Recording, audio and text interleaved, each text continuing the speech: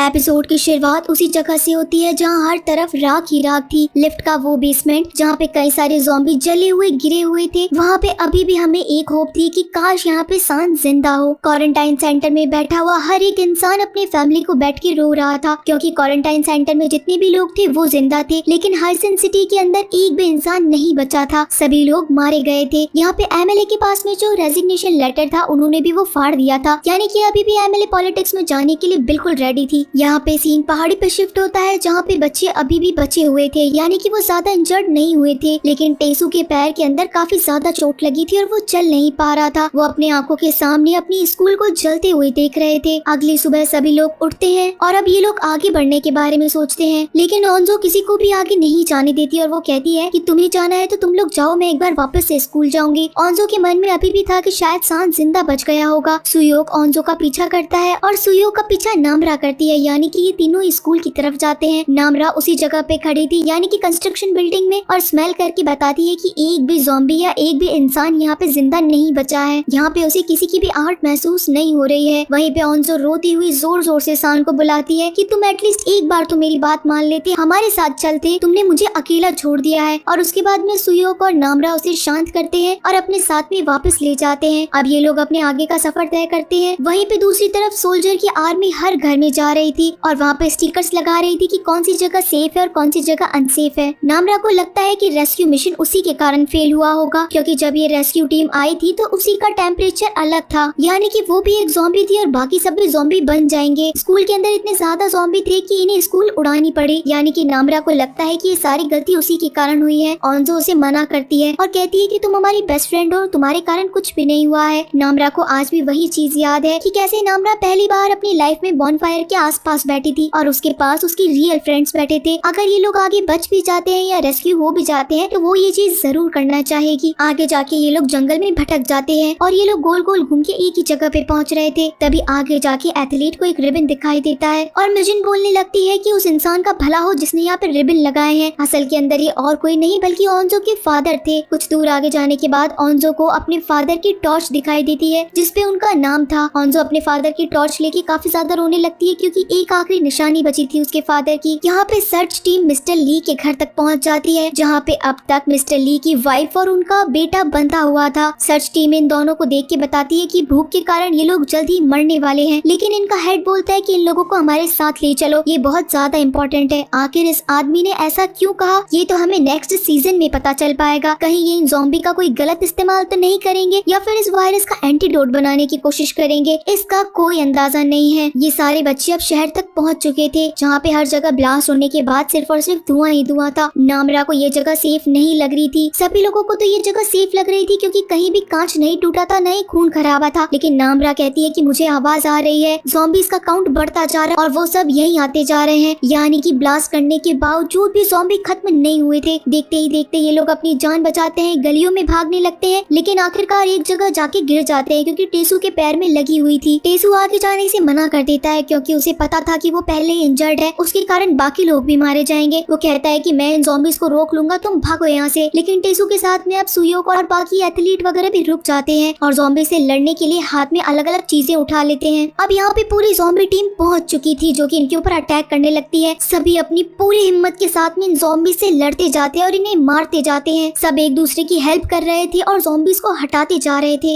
लेकिन आखिर के अंदर एथलीट के ऊपर एक ज़ॉम्बी कूद नहीं पाला था कि तभी एथलीट का भाई उसके पास आ जाता है और अपनी बहन की जान बचाने के लिए खुद एक ज़ॉम्बी से इन्फेक्टेड हो जाता है। सभी लोग मिलकर उस ज़ॉम्बी को हटाते हैं, लेकिन काफी देर बाद जाके वो ज़ॉम्बी हटता है। तब तक एथलीट का भाई पूरी तरीके से इन्फेक्टेड हो चुका था। सारे लोग मिलके वापस से एक मेंबर खो चुके थे। एथलीट अपने भाई को अपनी आंखों के सामने नहीं मार सकती थी और ये लड़का ज़ॉम्बी बनने के बाद अपनी ही बहन के ऊपर अटैक करता है। कोई और मारता उससे पहले ही नामरा आती है और सीधी उसकी गर्दन तोड़ देती है। नामरा ने जो किया था वो सही किया था, क्योंकि था तो वो एक ज़ॉम्बी, लेकिन बाकियों की नजर से वो सभी का एक बेस्ट फ्रेंड था और एथलीट का भाई था। अब फिर से सब इकट्ठे होकर आगे बढ़ने लगते हैं। नामरा सबसे पीछे थी। उसकी बॉडी के अंदर ये ज़ॉम्बी वायरस इतना ज्यादा इन्फेक्टेड और इतना ज्यादा एक्टिव हो चुका था कि वो खुद को रोक नहीं पा रही थी। वो अपने ही ग्रुप को खाने के लिए पागल हुई जा रही थी। वो अपने ग्रुप को नहीं मारना चाहती थी, इसी कारण एक दीवार की तरफ चली जाती है और खुद ही के हाथ को काटने लगती है और सर फोड़ने लगती है जोर जोर से। वो समझ चुकी थी कि अब उसको अपने दोस्तों के पास नहीं रहना चाहिए था। सुयोग पीछे देखता है और उसे नामरा नहीं मिलती, इसी कारण वो उसे ढूंढने के लिए भागता है। पीछे पीछे ऑन्जो भी भागती है। काफी हॉरिबल सीन दिखाया जाता है जहाँ पे नामरा एक ज़ॉम्बी को पकड़ के उसे ही खा रही थी क्योंकि उसे बहुत ज्यादा भूख लगती है। यहाँ पे सुयोक और ऑन्जो उसे अपनी तरफ बुलाते हैं। नामरा चिल्लाती है और कहती है कि चले जाओ यहाँ से, तुम लोग मेरे साथ सेफ नहीं हो। आखिर में होता भी यही है, नामरा सीधा आती है और ऑन्जो के ऊपर अटैक कर देती है। सुयोक नामरा को नहीं मार सकता था, इसी कारण बस वो खड़े खड़े देख रहा था कि हो क्या रहा है। लेकिन आखिर में नामरा को होश आ जाता है और वो ऑन्जो को नहीं खाती। ऑन्जो भी रेडी थी कि अपनी फ्रेंड को अपनी बॉडी दे दे और कहती है कि तुम मुझे काट लेती, मुझे कोई फर्क नहीं पड़ता। नामरा वहाँ से रोती हुई उठती है और वहाँ से अपने दोस्तों को छोड़ के अकेले ही चली जाती है। यहाँ से सुयोक और ऑन्जो को भी लगता है कि यहाँ रहना सेफ नहीं है। ये अपने दोस्तों के साथ में आगे बढ़ते जाते हैं और वहाँ पे नामरा भी अकेली ही चली जाती है। इन सभी लोगों को एक रेल पटरी मिल चुकी थी, लेकिन इन लोगों के सामने खड़ी थी पूरी आर्मी टीम जहाँ पे अपने आप को सरेंडर कर देते हैं। सारी सर्च टीम आके इन्हें चेक करती है और अब इन्हें रेस्क्यू कर लिया जाता है। अगला सीन सीधा क्वारंटाइन सेंटर का था, यानी कि आखिरकार 12 एपिसोड बाद ये लोग रेस्क्यू हो चुके थे। कई हफ्तों बाद में ना इन्होंने कुछ खाया था ना कुछ पिया था और ज़ॉम्बी से बस लड़ते हुए जा रहे थे। यहाँ पे ऑन्जो के फादर के साथ जो एक फायर फाइटर था वो ऑन्जो को देख लेता है और बताता है कि तुम्हारे फादर तुम्हें ढूंढने के लिए हाइसन स्कूल गए थे। लेकिन ऑन्जो की लटकी हुई शक्ल देख के वो समझ जाते हैं कि ऑन्जो के फादर भी नहीं बचे। यहाँ पे अब इन सभी को इंटेरोगेशन रूम में बिठा दिया जाता है और मिस्टर ली के बारे में पूछा जाता है, लेकिन कोई भी मेंबर इनके साथ एडजस्ट नहीं करता है क्योंकि यही वो आर्मी टीम थी जो कि इन्हें स्कूल की छत पे ऐसे ही छोड़ के चली गई थी ज़ॉम्बियों के बीच में। तो ये बच्चे कहाँ से इनके साथ में एडजस्ट करते? कोई भी मिस्टर ली के बारे में कुछ नहीं बताता और बस आर्मी को गुस्से में देख रहे थे। जिसके बाद सीन शिफ्ट हो जाता है टोटल 3 महीने बाद में। क्वारंटाइन सेंटर पे इतने सारे लोग थे जो कि बचे हुए थे। यहाँ पे कोई भी ज़ॉम्बी नहीं था। सभी अपने लोग जो कि छूट चुके थे उन्हें याद करके उनके नाम की चिट बांध चुके थे। माहौल अब धीरे धीरे करके ठीक होता जा रहा था। दूसरे सिटीज में ज़ॉम्बी नहीं थे और हाइसन सिटी का मार्शल लॉ भी हटाया जाने वाला था। यहाँ लोग खुली धूप के अंदर बाहर निकल चुके थे। सर्दी का मौसम आ चुका था। जो फ्रेंड्स थे वो एक एक करके एक दूसरे से अलग हो चुके थे। हम ऑन्जो को देखते हैं जो कि रात के अंधेरे में एक दीवार को पार करती हुई दूसरी तरफ चली जाती है। ये काफी सस्पेंस वाला सीन था जहाँ पे हम ऑन्जो को देखते हैं। उसने एक पेड़ पे अपने जितने भी क्लोजेस्ट वन थे जो उसके सामने ही ज़ॉम्बी बन चुके थे उनके नाम की चिट बांध रखी थी। वो उन सभी को याद करती है और उनके आगे खाने का बहुत सारा सामान रखती है। यहाँ पे ऑन्जो सिर्फ सान को नहीं बल्कि हर एक मेंबर को याद करती है और उन सब में से ज्यादा वो सान को याद कर रही थी। जाने से पहले ऑन्जो को एक अलग ही चीज दिखाई देती है। उसे आग जलती हुई दिखाई देती है, वो भी उसी की स्कूल की छत के ऊपर। ऑन्जो को कुछ समझ नहीं आता कि आखिर ये क्या चीज है। क्वारंटाइन सेंटर में हमें मिशन दिखाई देती है जो कि अपने आसपास कार्डबोर्ड लगा के घूम रही थी कि उसे बस कॉलेज के अंदर एडमिशन मिल जाए। ऑन्जो यहाँ पे हर कैंप के अंदर सुयोक को ढूंढती है। सुयोक और ऑन्जो को भी मिले हुए काफी महीने हो गए थे। सुयोक ऑन्जो को कहता है कि तुम कहाँ चली गई थी, तुम कहाँ रहती हो, तुम मुझे मिलती तक नहीं थी। ऑन्जो कहती है कि मैं बस खुद को संभाल रही थी, लेकिन मुझे तुम्हें बहुत इंपॉर्टेंट बात बतानी है। मैं यहाँ से बाहर गई थी लेकिन वहाँ मुझे स्कूल की छत पे आग जलती हुई दिखाई दी। हो सकता है कि ये मेरा वहम हो, लेकिन मैं इतनी भी पागल नहीं हूँ कि मुझे अपनी स्कूल की छत नहीं दिखाई दे। मैं आज रात को वहाँ जा रही हूँ, लेकिन ये बात तुम किसी से भी मत कहना। यहाँ पे सुयोक ऑन्जो को सपोर्ट करता है लेकिन उसकी बात नहीं मानता क्योंकि ऑन्जो जब रात में आती है तो यहाँ पे अकेला सुयोक नहीं था बल्कि पूरी की पूरी टीम थी जो कि रेस्क्यू हो चुकी थी। सब एक दूसरे को कहते हैं कि हम तुम्हें ऑन्जो अकेला नहीं जाने देंगे, अकेले रहकर भी क्या जिंदगी है, हमारा फैमिली मेंबर तो कोई बचा नहीं है, तो इससे अच्छा होगा कि हम उसी स्कूल में जाके देखें कि हमारा कौन सा मेंबर जिंदा है। सभी लोग पहले तो उस ट्री के नीचे जाते हैं जहाँ पे उन सारे दोस्तों की याद में सारी चिट्स लगी हुई थी। सभी अपने पास में रखा हुआ खाने का पैकेट इस पेड़ के नीचे रख देते हैं। टेसू के पास में वो खाली रैपर चॉकलेट बार का था जो कि सान को बास्केटबॉल कोर्ट में मिला था। वो उसे ऐसे ही नहीं फेंक सकता था, इसी कारण वो उसे यादगिरी के तौर पे नीचे रख देता है। एथलीट को अब सामने स्कूल पे जलती हुई आग दिखाई देती है। अब सबने बिलीव कर लिया था कि ये चीज सच है, यानी ऑन्जो सच बोल रही थी। सभी लोग पहले कंस्ट्रक्शन वाली बिल्डिंग में पहुंचते हैं क्योंकि वो पास में थी। यहाँ पे उन्हें सब कुछ जला हुआ मिलता है, कोई भी चीज सही सलामत नहीं थी। और उसके बाद ये लोग स्कूल की तरफ जाने लगते हैं। स्कूल पूरी तरीके से तबाह हो चुका था, हर एक कमरा जल चुका था। कुछ कुछ तो ज़ॉम्बी की जली हुई बॉडीज भी यहाँ पे पड़ी थी। वही सारा मंजर इनकी आंखों के सामने आने लगता है कि कैसे इन्होंने यहाँ पे एक एक दिन काटा था भागते हुए। ये लोग जब टेरेस पे पहुँचते हैं तो डरे हुए भी थे कि इन्हें कौन मिलेगा और आखिरकार इन्हें यहाँ पे जलती हुई लकड़ियाँ मिलती है जो कि बिल्कुल फ्रेश आग जलाई हुई थी, यानी कि ये आग कोई पुरानी नहीं थी। सब अपना अपना ओपिनियन देने लगते हैं कि कोई रेस्क्यू टीम आई होगी या फिर कोई यहाँ पे नई स्कूल बनाना चाह रहा होगा या फिर यहाँ पे कोई व्लॉगर आया होगा। लेकिन ऑन्जो का कहना था कि ये बॉनफायर नामरा नहीं किया होगा। जाने से पहले उसका मन यही था कि वो बस बॉनफायर के आसपास अपने दोस्तों के पास बैठे। कोई भी ये बात नहीं मानता कि नामरा जिंदा होगी। तभी नामरा पीछे खड़ी थी। सभी लोग डर जाते हैं और एकदम शॉक हो जाते कि आखिर नामरा जिंदा कैसे बची, और जिंदा बची भी है तो वो इतनी ठीक हालत में कैसे है। नामरा कहती है कि आखिर तुम लोग मुझे ढूंढते हुए आ ही गए, मुझे बहुत खुशी हुई तुम लोगों से मिलके, तुम लोग आखिर कैसे हो। हो। किसी को कुछ समझ नहीं आ रहा था कि वो नामरा से क्या बात करे। ऑन्जो कहती है कि तुम हमारे साथ वापस चलो, तुम ठीक हो, तुम ज़ॉम्बी नहीं हो बल्कि तुम इंसान हो। नामरा कहती है कि मैं तुम्हारे साथ नहीं चल सकती, मैं यहाँ पे बहुत खुश हूँ, मेरे जैसे यहाँ पे और भी बहुत लोग हैं। ये लाइन कहते ही तो गाइज यहाँ पे बहुत बड़ा प्लॉट रिवील हो जाता है, यानी कि नामरा के साथ में और लोग भी हैं और ये फर्स्ट सीजन नहीं बल्कि सेकंड सीजन तक भी स्टोरी जाएगी। ऑन्जो नामरा को अपने साथ चलने के लिए कहती है, लेकिन नामरा कहती है कि देखो वो सब लोग आ रहे हैं, किसी को भी कोई आवाज नहीं आती है। लेकिन नामरा के पास पहले से ही स्पेशल पावर थी सुनने की, और वो साइड में देखती हुई आगे बढ़ती है और सीधा स्कूल के इतने बड़े टेरेस से जंप लगा देती है। सभी शौक से देखते ही रहते हैं कि पहली बात तो इसने जंप लगा दी और नीचे भी इन्हें कुछ न कुछ दिखाई देता है। और इसी के साथ guys all of us are dead का लास्ट एपिसोड इसी सस्पेंस के साथ खत्म हो जाता है। तो जैसा कि नामरा ने कहा था कि उसके साथ और भी लोग यहाँ पे रह रहे हैं, तो क्या वो सारे लोग ज़ॉम्बी बने हुए हैं या फिर वो इंसान की तरह रह रहे हैं अपनी वायरस को कंट्रोल करते हुए? क्या सान बचा हुआ होगा या फिर वो जल गया होगा? क्या गुएनाम जो कि अब तक का सबसे खराब ज़ॉम्बी था वो भी बच गया होगा या फिर मर गया होगा? इन सारे सवालों के जवाब और इतने बड़े सस्पेंस के साथ डायरेक्टर ने ये फर्स्ट सीजन यहीं पे खत्म कर दिया है।